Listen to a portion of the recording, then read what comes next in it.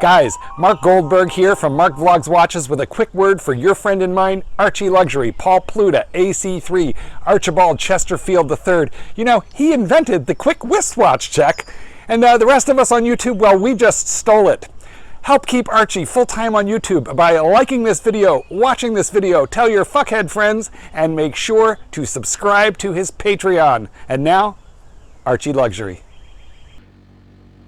Hi guys, it's Archibald Chesterfield III. I'm the method actor who plays that bumbling fool Paul Pluta. Today guys, I want to talk about a life update. That's correct.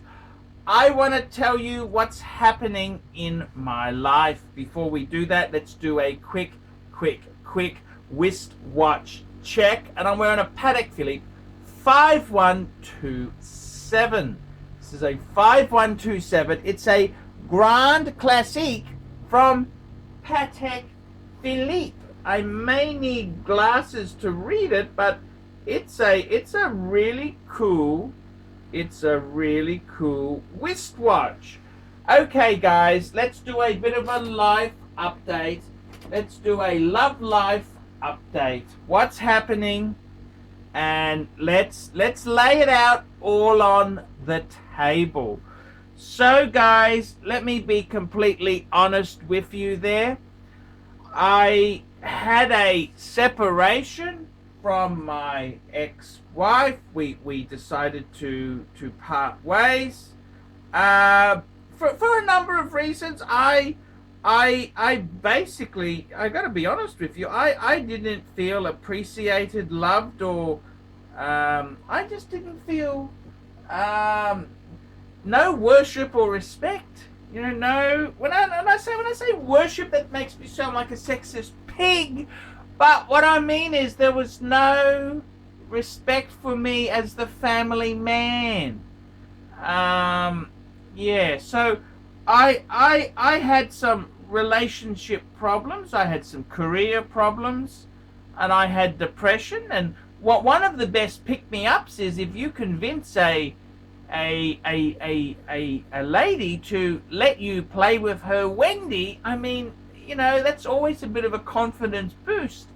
And I've had self-image problems. I've been overweight, and you know, you're always, as you're in that time of life where you're going from, you know, mid-30s to mid-40s. It's a very difficult transition. Hence the midlife crisis. And unfortunately, I did not have the money to buy the sports car. And I must confess, I actually had a midlife crisis in my late 20s when I did go completely off the rails. Yes, I did. But that's another story. Thank God YouTube wasn't around then. Otherwise, I would have blabbed my guts out. So, guys, I wanted to talk to you about, you know, I tell you honestly, I can trace back to when my relationship with my Japanese wife went cactus. And I gotta be honest with you, I remember she was cooking these little Japanese chicken. And, okay, I shouldn't be eating this shit now. I mean, I wouldn't get into trouble now because I'm on a fucking diet. I don't eat fried chicken. But it was this fried chicken, and she calls it Japanese KFC. And anyhow, she was she'd cooked it, and then she was just letting a few on the plate, just on special paper to get the oil drain out. And I remember I took one, and she got so shitty because she said, "That's for the kids." She just gave me this horrible, and I said, "Who the fuck are you?" I just knew that point onwards, she didn't see me as the love of her life. She didn't see me as the love of her life. And yeah, that's kind of disappointing. It's kind of disappointing. It is disappointing. Yeah, that's kind of, and then, you know, things, business, my career, IT career never took off, and for a number of things, I decided that the way for me to have a late model SL Mercedes-Benz was instead of actually getting a job and working for it, was actually to marry it. So I set out on a conquest to find the perfect woman for me. And I had a number of suitors. I remember there was 47. She was 47 years old when I met her. And let me tell you this, number 47, I didn't even get a fucking Merry Christmas out of the bitch this year. 47, yeah. She had great hopes. She had a Rolex. She had a Frank Muller. Very classy bird. And I had my Vuitton, even though mine was pre-owned, and my Pateks were pre-owned. And I had a good time with her when she had money, like when she was putting the bill for the hotel.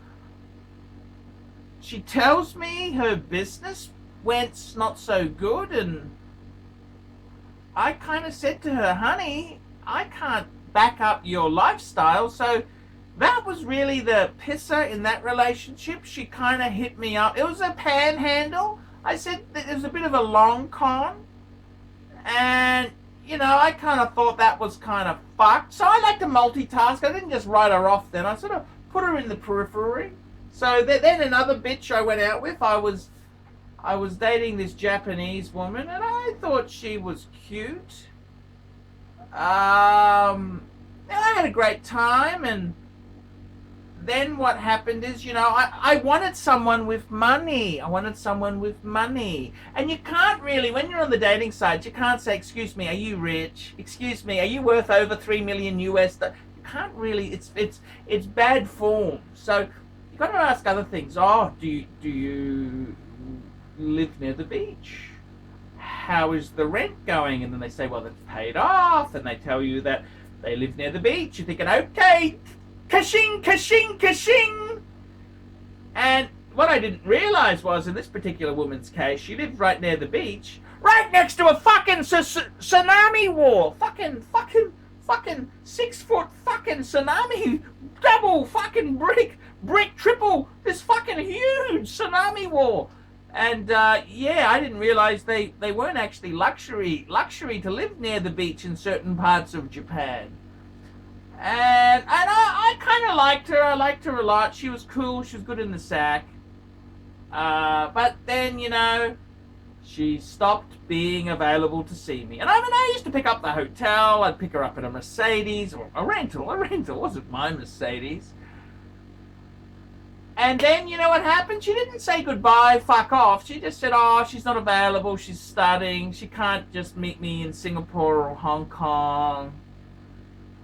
And then she went to America, and she didn't actually say to me, hey, Archie, why don't you come to America with me? No, she just went.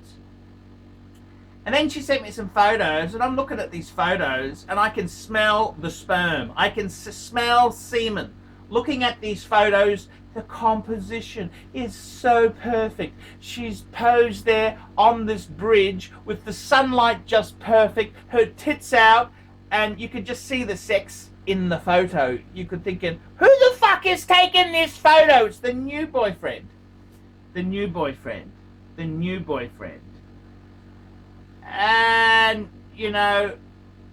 boyfriend he's in love with her. I did the same fucking thing. I have the same, I remember doing the same fucking thing myself. And it's kind of funny. You look at these things back and you think, fuck, that's right. I remember you wanted a photo just of yourself. Yeah, that's for the other guy friends, you stupid sap. So, I gotta tell you, the whole love life thing, what has happened is that I had a few long-termers. That Japanese girl, she's gone to America with the new guy, Bo. I don't know, he's fucking, she never admitted, she's a sneaky bitch. And Then I asked for some of my gifts back, and the bitch ghosted me. I mean, fucking hell, ghosted me. Yeah, completely ghosted me. So that was that one. Then I had countless other ones. There was, you know, the one night stand sort of, it's fucking, they're just fucking fun, you know. Then I had ones, I remember I went to Malaysia. I met this woman, she's Nancy, she's cool, she's hip.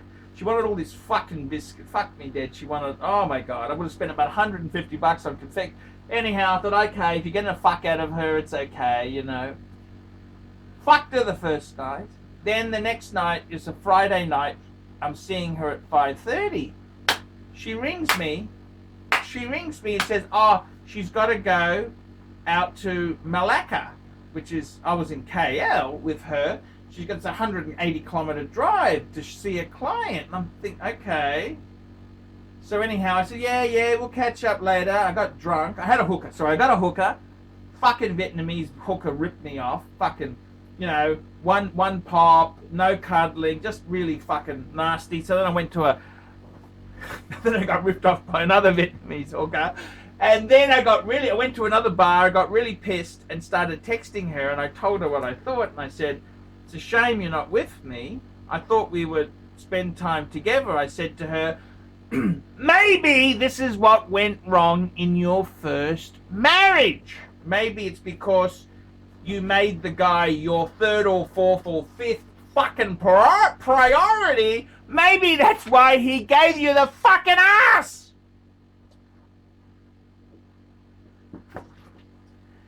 That's what I said. I said, maybe that's why he gave you the fucking ass. Oh! I mean, you understand? Just getting drunk. I'm sorry. I said apologized. Would she forgive me? Oh, no. Fucking nasty Chinese Malay bitch. Oh, fuck. I'm the biggest cunt in the world. Yeah, that's right. I just told you some fucking home truths. Why your fucking ex-husband, while your first husband rooted your fucking best friend because you fucking weren't available, you stupid fucking bitch. Then I had one in Singers. I had a couple in Singers, and fucking clingy Klingons, you know. They start asking me. I remember this one. She said, "Oh, can I come and see you and stay with your family?" I'm thinking, well, you know, it's not really convenient. How about you introduce me to your family first? No. She just fucking Singaporean bitches. They speak too much English. That's the fucking problem. When they speak too much English, I always run into problem with lady friends. Then I had another one. I met this one and I liked her. I thought she was okay. You know, she was cool. And she was cute. And then, you know, I find out the previous boyfriend or husband swindled her. She's got fucking thousands in debt. Yes, she's got a HBD, one of the Housing Development Board apartments, which I would have fucking liked to stay in instead of fucking having a hotel, but hey, that's another story. But she owes, I think probably, she didn't tell me the number, but I'd say probably 40 or 50 fucking $1,000. Previous partner got these debts. She's fucking liable. I said, why don't you get the fucking Yakuza? The Yakuza to handle it.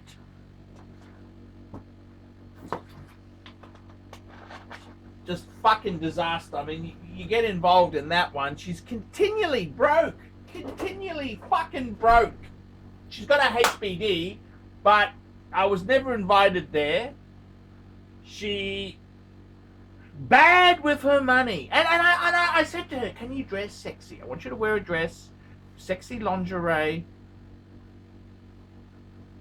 You know, do that girl shit stuff. No! She always wanted to dress like a butch fucking lesbian. You know, the jeans and the... just fuck off! Fuck off! If I'm flying into town, I don't need the bullshit. I want you to fucking present. I mean, look, we're not all oil paintings. I get it, okay? But at least fucking try. You know what I mean? At least try a little bit. Wouldn't that be kind of nice? A bit of fantasy in the brain. And, you know, the funny thing is, I was sick of her, and I started looking at some dating sites, right? As soon as I landed, I thought, fuck her. I'll get a newie in, right? Who the fuck comes from her? She's on the dating sites herself. The Tinder, the fucking Badoo, the Happen.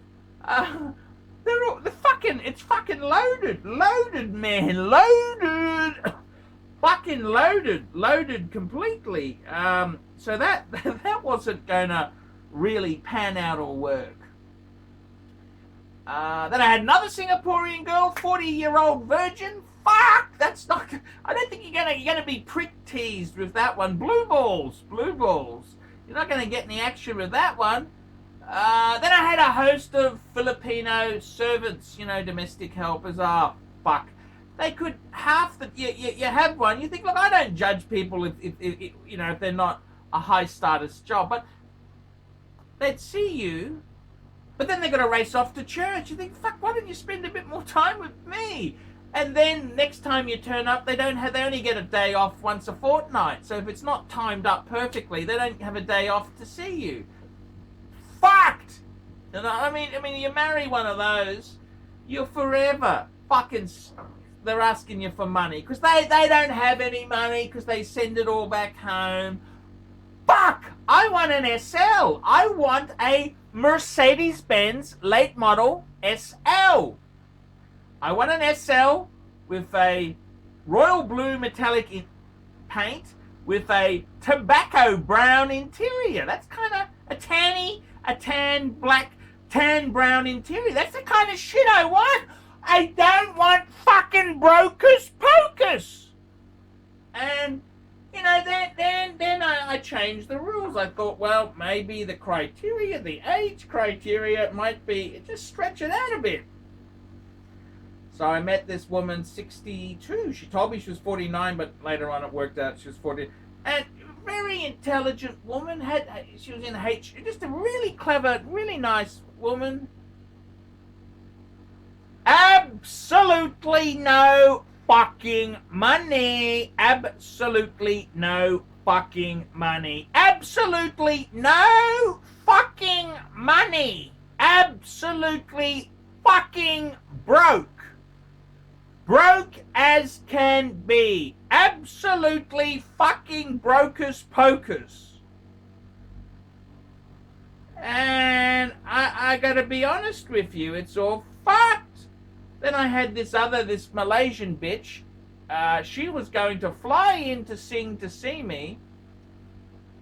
And then she tells me she's in the petroleum business, wasn't going so well, so now she wants to start a nightclub. And I said to her, I don't think nightclubs are a very good thing to invest in. Do you know what the rent is? The rent was like I think the rent was like $20,000 Australian a month. I said, fuck me dead. How many $20,000 have you got up your sleeve? Because sometimes you have bad months.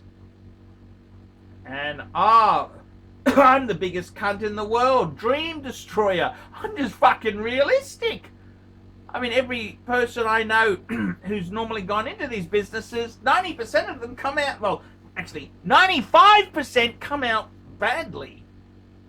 So, you know, that was fucking useless. No money with that one. So I gotta be honest with you. I've done the dating in Australia. I've done the dating overseas, and I gotta tell you something. Most women on dating sites who are middle-aged have no fucking money. They have no fucking money. Which leads me to my current predicament. And that is, I'm thinking about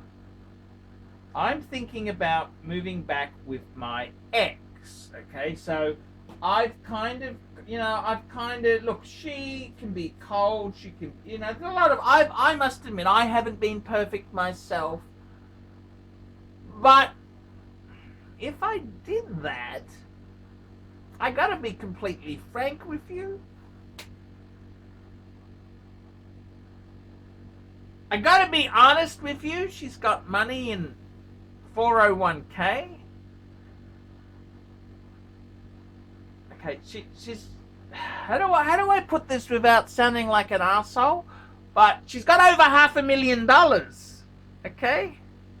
And all the other bitches that I interviewed for the position, they had nowhere near $500,000, and I kind of think, this could be easier than finding a new one with more money. I was hoping to get an SL in a new partner. I would actually really, really, really like, it doesn't have to be an AMG, an SL65. I'd be happy with an SL350. SL350 would be fine. I'd even be happy with an SLK350. So I'm thinking about maybe I could set things right, fix this up, and that might be the better way. Like, I'm gearing up for retirement. I'm 47. I'm getting old myself. And it's kind of made me realize maybe go back with the ex could be a good way to go. I'm thinking about it. I mean, it's the easiest way. I'm not going to be SL rich, okay? But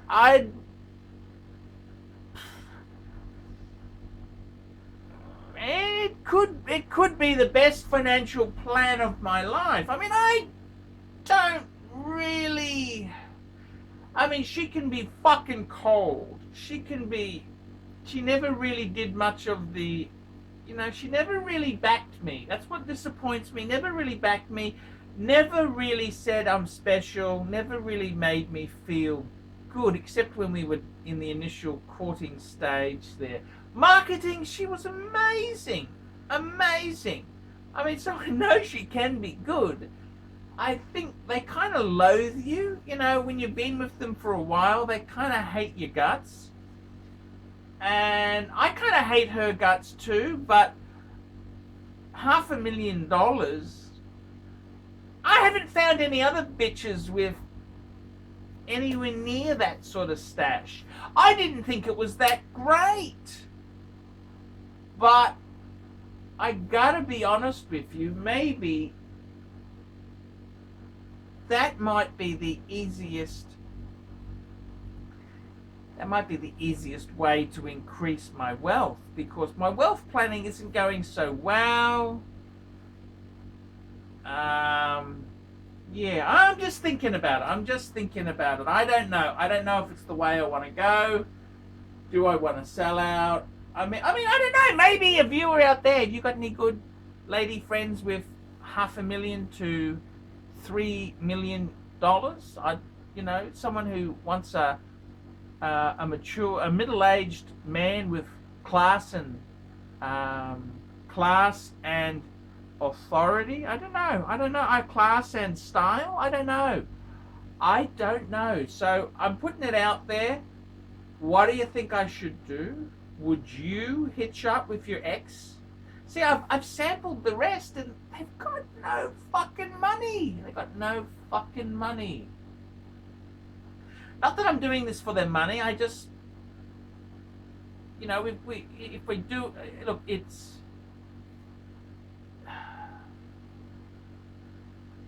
I don't know. I'm confused. Okay, I'm confused. I don't know what to do. So I'd love to hear from you guys. If you guys have been in a similar position, tell me what you think. Like, subscribe, tell your fuckhead friends. Tell me what you think. Is it a dumb idea? Because none of these other bitches have any fucking money, and I don't really want to.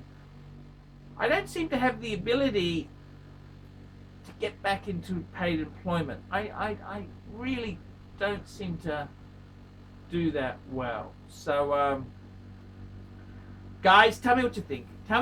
Put some comments. Tell me what you think. And until next time, ciao, fucker Rooney.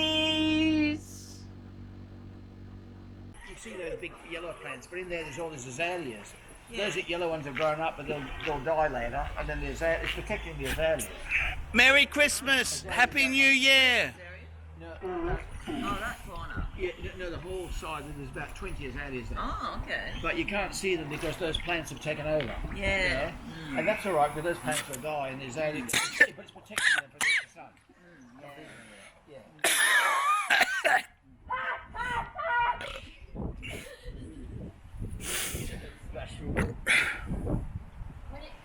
That was Galea. She made a book.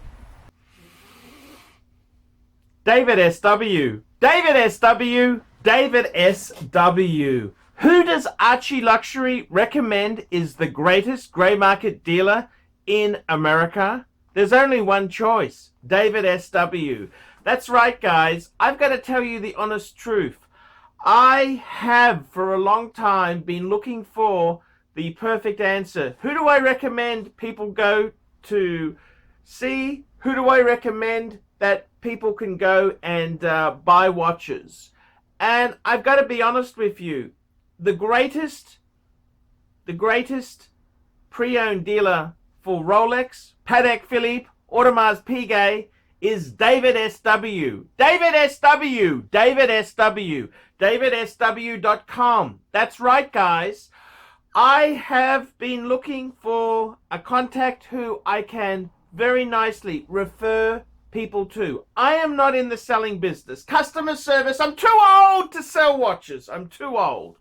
I like to recommend my viewers to a reliable source. In Australia, I've got some great sources. There's Sydney Watch Exchange with Cove, Ronnie at Vintage Watch Co, Shani at European Watch Gallery. And in America, who is the best source for pre-owned Rolex? For all the hot models? There's only one person I would recommend, David S.W. David S.W. David S.W. That is the premier source for pre-owned Rolex. I gotta be completely frank and honest with you. Guys, if you are looking for a hot Rolex model, there is only one place you can go to. David S.W. David S.W. David S.W. Let's be honest, guys. There's no point schmoozing the dealers, the ADs. They're just a waste of time. Unless you're going to buy 20 pieces, you are wasting your time. What you're better off to do is pay the market premium and go to a good pre-owned dealer. Who do I recommend? David S.W. David S.W. David S.W. That's correct, guys. I want to tell you this now. I 100% stand behind David S.W. David S.W., the greatest pre-owned dealer in the entire United States of America. That's right. The greatest pre-owned dealer for Rolex, for Patek Philippe, for Audemars Piguet, David S.W. He even does things like FP Journe. David S.W. David S.W. David S.W. That's right. If you want to buy a pre-owned Rolex, a Patek Philippe, Audemars Piguet, there's only one good source I would recommend. David S.W. David S.W. David S.W. I'm Paul Pluter, the method actor who plays Archibald Chesterfield III, and I'm proud to recommend David S.W. See you later. Thank you for watching this channel.